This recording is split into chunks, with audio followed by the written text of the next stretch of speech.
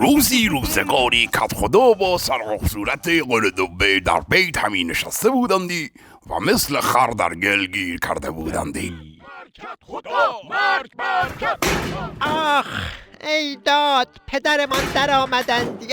آخ کدخدا آقا چرا همش به شما فوش میدهندی؟ چرا هیچ کس به من فوش نمیدهندی؟ هر وقت گفتن جسد تو خودت را بیانداز وسط. آخر تو عدسه کدام الاغی؟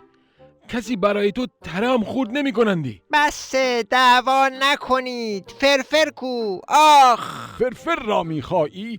فرفر ریزش کرده اندی. فرفر یکی از خواص خفه خون گرفته می باشندی. کدخدا آقا مگر نگفتید بساط اغتشاشات در فینیتو جمع می شوندی؟ پس چرا جمع نشدندی؟ من اول باید بساط آن دهان تو را همی جمع بکنم اندی. من را مسخره می کنی؟ آخ ما کدخدا محوریم از هر خری خرتریم. ما کدخدا محوریم از هر آورین عجب صدای رعدآسایی داریدندی. من ماندم چرا دشمنان صدای شما را نمیشنوندی؟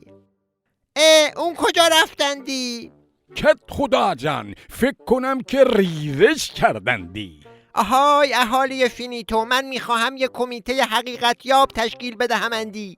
قالقال و ریس ریس عضو این کمیته میباشندی. ریس ریس قالقال بروید حقیقت را بیابید.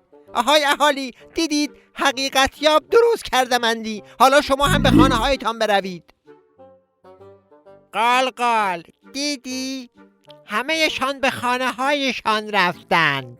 کدخدا اینها سندیسخورهای خودمان بودندی. هر وقت سندیسشان تمام می شوندی بلا فاصله فلنگ را می بندندی. غیر پلو بلپه کدخدا میشه چپه. غیر پلو بلپه کدخدا میشه چپه. غیر پلو بلپه نون و پنیر و پونه کدخدا سرنگونه. بله